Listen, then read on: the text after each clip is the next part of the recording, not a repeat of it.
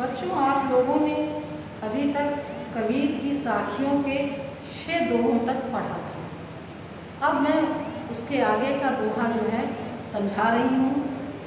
वो दोहा है इस प्रकार: ऊंचे कुल का जननिया जे करनी ऊंच न होए, सुबरन कलश सुरा भरा साधु निंदा सो। कबीरदास जी का कहना है कि मनुष्य अपने कर्मों से उच्च होता है, कुल से नहीं। कई लोग ऐसे भी होते हैं, अनेक प्रकार से अपने को असहाय महसूस करते हैं और कहते हैं कि नहीं भाई, हमारा भी अच्छा कुल होता तो आज हम भी अच्छे होते, हमारे पास भी पैसा होता, फिर हमको कोई भी काम हो हम आराम से कर सकते। ऐसा नहीं है। कई बार मनुष्य के सामने समस्याएं आती हैं और समस्याओं का समाधान भी कर लेता है और अपने को आगे भी बढ़ा लेता है। तो कहते हैं कि ऊंचे कुल में जन्म लेने से कोई भी उच्च नहीं हो जाता। अगर आपके कर्म ऊंचे नहीं हैं, गलत कर्म करेंगे, आपको उसकी सजा आपको मिलेगी। कुल को देखकर आप कब तक बचेंगे? 1 दिन बच सकते हैं, 2 दिन बच सकते हैं, लेकिन गलत कर्मों की सजा तो आपको मिलेगी ही मिलेगी। तो कह रहे हैं कि ऊंचे कुल में जन्म लेना उसी प्रकार है जैसे सुवर्ण कलश सुरा। अगर सोने के कलश में भर दिया जाए सुरा, सुरा कहते हैं मदिरा, सुवर्ण माने सोना, कलश, कलश आप सब लोग जानते हैं, एक घड़ा। तो सोने के घड़े में अगर मदिरा भर दी जाए, शराब भर दी जाए, तो क्या सज्जनों के द्वारा वो निंदनीय नहीं है? सज्जन तो भी उसकी निंदा करेंगे, चाहे घड़ा आपका सोने का हो। सोने के घड़े होने से कोई मतलब नहीं है। कहने का मतलब यही है कि मनुष्य को हमेशा अपनी पहचान अपने कर्मों से करनी चाहिए। आपने नरेंद्र मोदी का उदाहरण आपके सामने देखा है। क्या देखा है? नरेंद्र मोदी की स्थिति कितनी खराब थी। बचपन में चाय बेचते थे उनके पिताजी और वो भी उसमें सहयोग करते थे, लेकिन फिर भी आज वो प्रधानमंत्री हो गए। तो ऐसे एक नहीं अनेक उदाहरण है। अपने कर्मों से वो बदल भी जाते। कई बार ऐसा भी होता है कर्म आदमी के सही नहीं, लेकिन कर्मों के द्वारा उन्होंने अपने को बदल लिया है। एक उदाहरण और आपको दें, वाल्मीकि।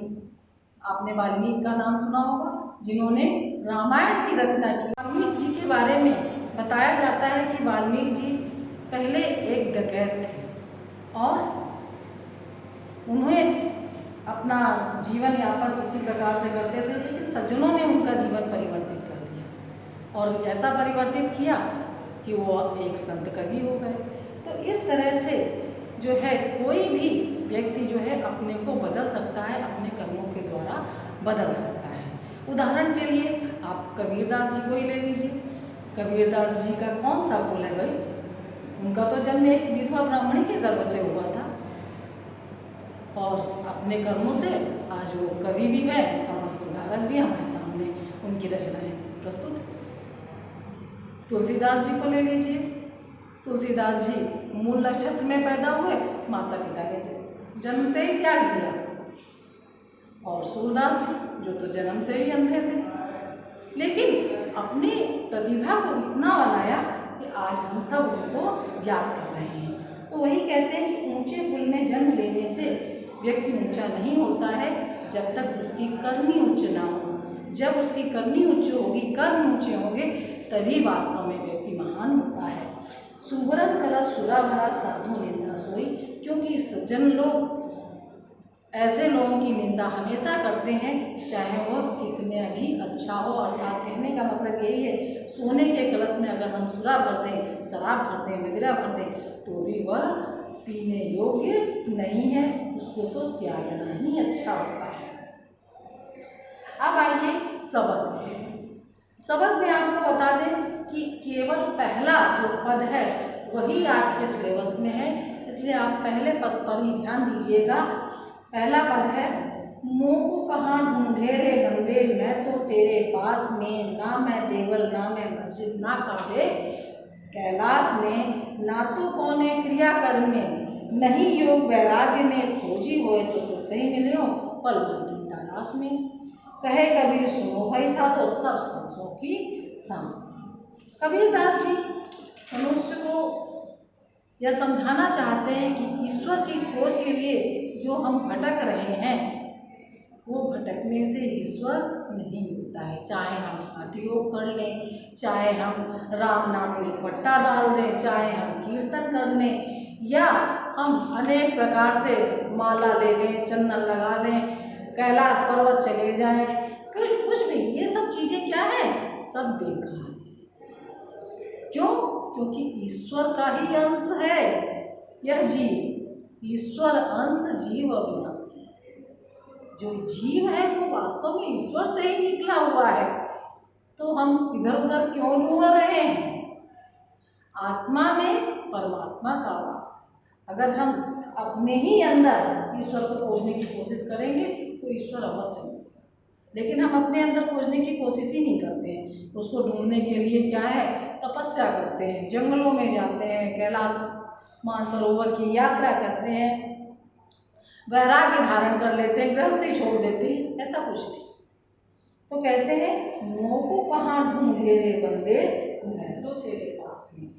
ईश्वर के लिए उन्होंने कहा कि ईश्वर मनुष्य से कह रहा है कि ये मनुष्य तुम मुझे कहाँ ढूंढ रहे हो और क्यों ढूंढ रहे हो, मैं तो तुम्हारे ही पास में हूँ। तुम अपने को तो पहले देखो, अपने को सुधार लो बस, और कुछ किसी को सुधारने की जरूरत नहीं है। मैं तो तेरे पास में, ना मैं देवल ना मैं मस्जिद ना काबे कैलाश, ना मैं देवल, ना मैं देवल, देवल कहते मंदिर, मैं देवल जहाँ देवता निवास करते हैं ऐसे मंदिरों में भी नहीं, और ना मैं मस्जिद, ना मैं मस्जिदों में निवास करता हूँ, और ना काबे कैलाश में। ये तो सही पूछो तो ढूंढ ढकोसला है, और ना काबा की यात्रा कराए तो अब हम हो गए बिल्कुल पवित्र, ऐसा भी नहीं है, और ईश्वर हमें प्राप्त हो गए, ऐसा भी नहीं है। और ना कैलाश, ना कैलाश पर्वत पर जाकर तपस्या करने लगे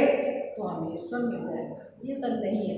वास्तव में वो पाखंड को ही वो हटाना चाहते थे, पाखंड से दूर रहना चाहते थे, इसीलिए उन्होंने ये बात कही कि ना मैं मंदिर, ना मैं देवल, ना मैं मस्जिद, ना कैलाश में, और ना तो कौने क्रिया करने, नहीं योग वैराग्य, और न ही किसी प्रकार की क्रिया कर्म है कि हम हवन करें, जप करें, तप करें, हैं तो माला हाथ में लें, कुछ भी नहीं कहते। ऐसा कोई भी यज्ञ हवन किसी में भी मैं नहीं मिलने वाला, और न ही योग वैराग्य में, न ही ऐसा भी नहीं है कि हम योगी हो जाएं, वैरागी हो जाएं तो हमें ईश्वर की प्राप्ति हो जाए, ऐसा भी नहीं। वैराग्य का मतलब होता है घर बार त्याग देना और कहीं चले जाना, ऐसा भी कुछ नहीं है। इन सबसे भी ईश्वर नहीं मिलता। ये सब तो एक प्रकार का ढोंग है, पाखंड है, दिखावा है।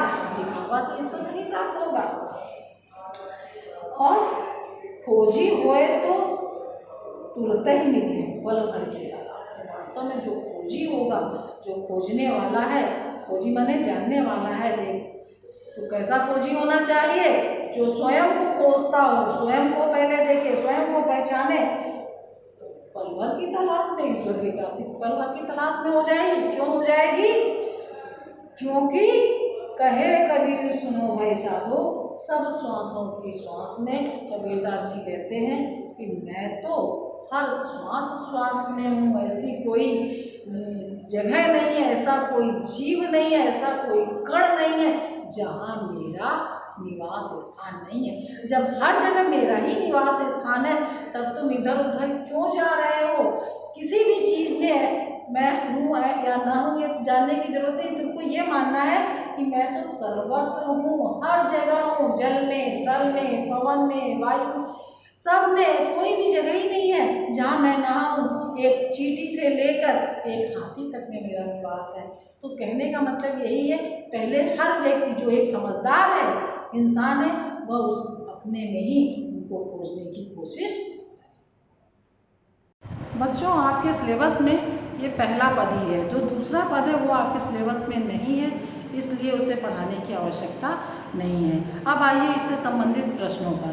पहला प्रश्न है साथियों का, मानसरोवर से कवि का क्या आशय है? आपने पहले भी मैंने बताया था आपको कि मानसरोवर एक तो मन रूपी सरोवर है, ये मानसरोवर है। दूसरा एक मानसरोवर स्थान है जिसको कि कैलाश मानसरोवर से हम संबोधित करते हैं।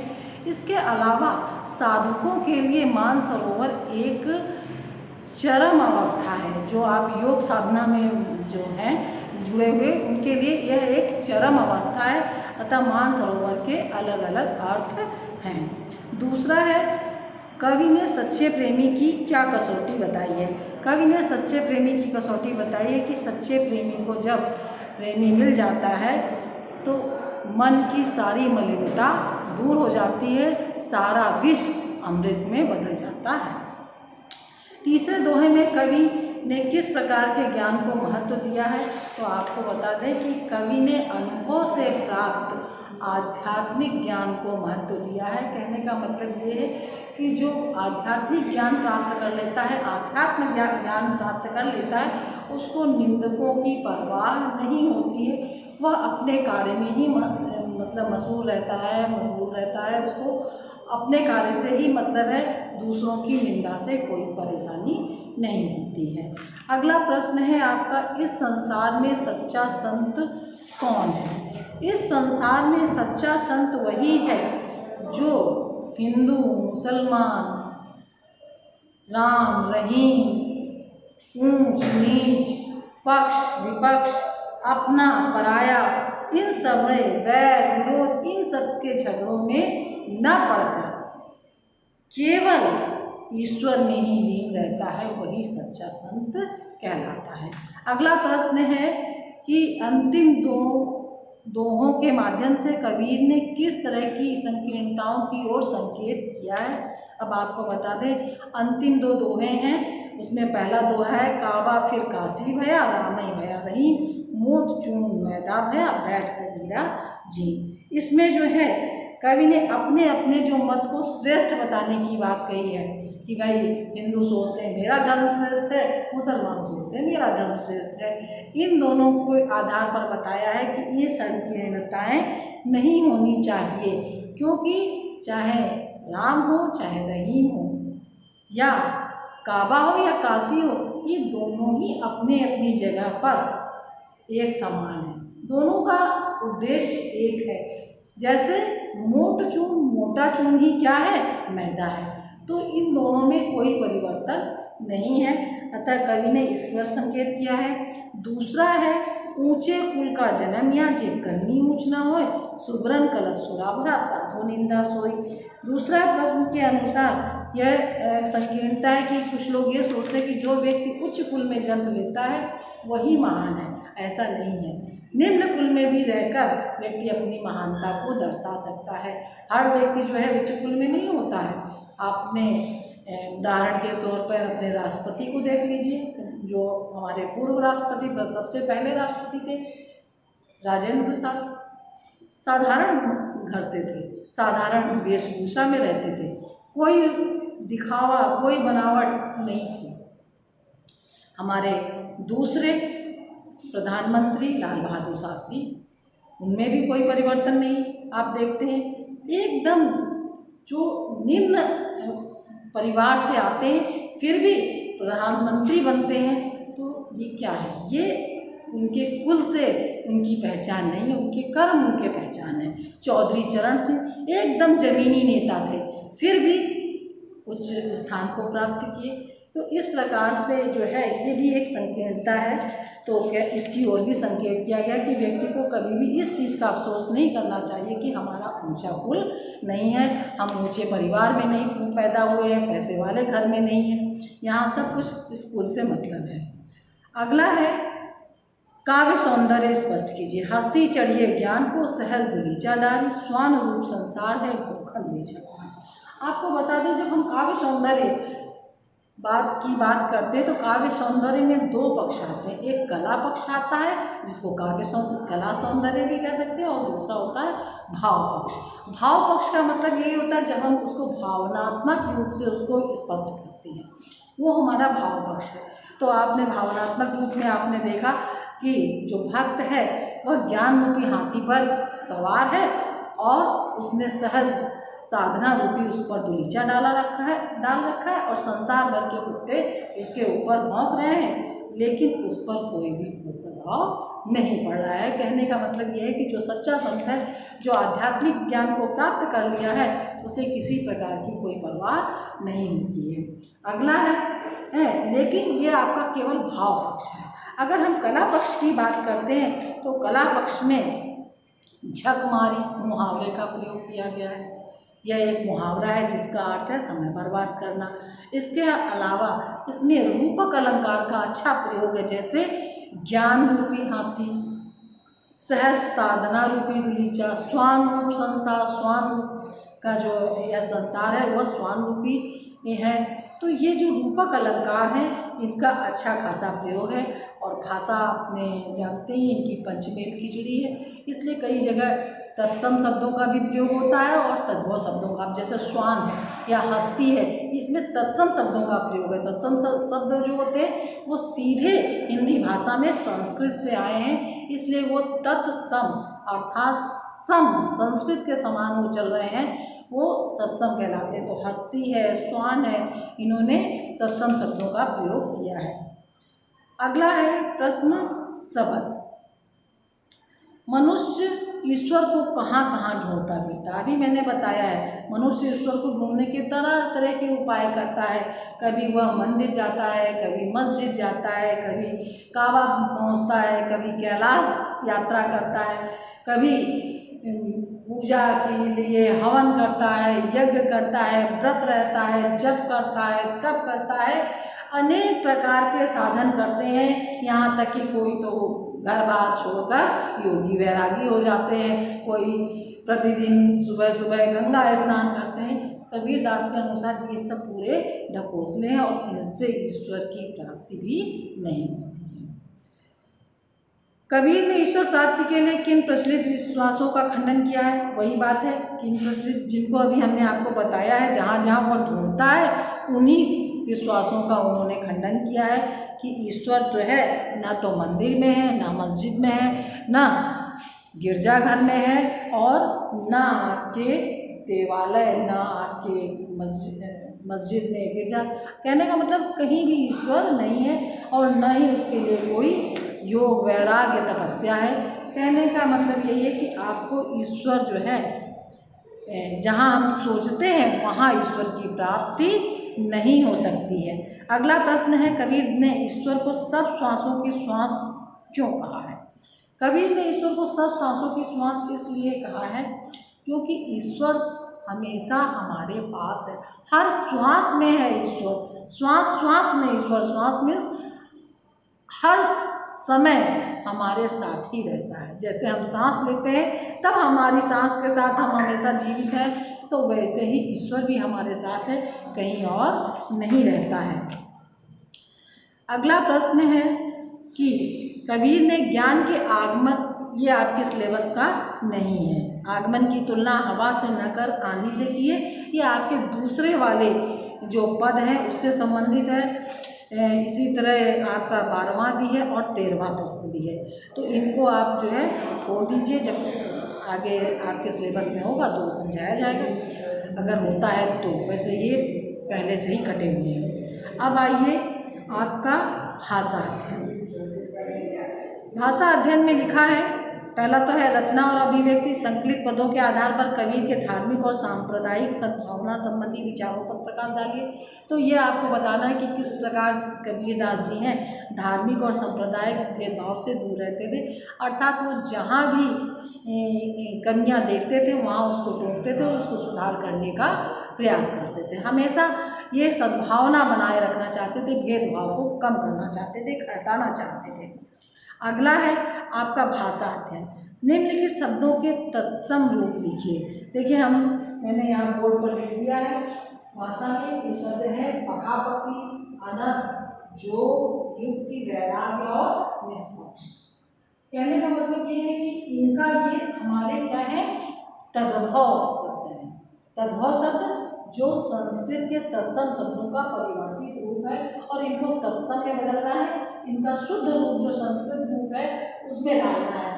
जैसे पकापकी माने पक्ष विपक्ष, इसी तरह है अनर्थ का आपका अन्यत्र है, जो योग है, जुगति युक्ति है, वैराग वैराग्य है, निरपक्ष निष्पक्ष है। ये सभी जो आपके भाषा अध्ययन है इसको आप लोग कॉपी पे जरूर कर लीजिएगा। ये मत सोचिएगा कि ये हमारे काम का नहीं है, केवल प्रश्नोत्तर से ही संबंधित है। कि आप जो है पूरा पढ़िए, पूरा समझिए। इसके बाद कहीं समझ में कोई कमी लगती है, कोई छूट जाता है, तो आप पुनः जो आपका व्हाट्सएप ग्रुप है स्कूल का जो ऐप है उससे आप, जब हमारा पीरियड रहता है, आप उससे पूछिए और पढ़िए ज़रूर। आशा करते हैं कि आप मेरी बात को समझेंगे और पढ़ना शुरू कर देंगे। अगर आपने अभी तक नहीं भी पढ़ा है तो भी पढ़िए, काम कीजिए, कॉपी पे काम कीजिए और जैसा आपको निर्देश दिया जाता है वो कीजिए। धन्यवाद।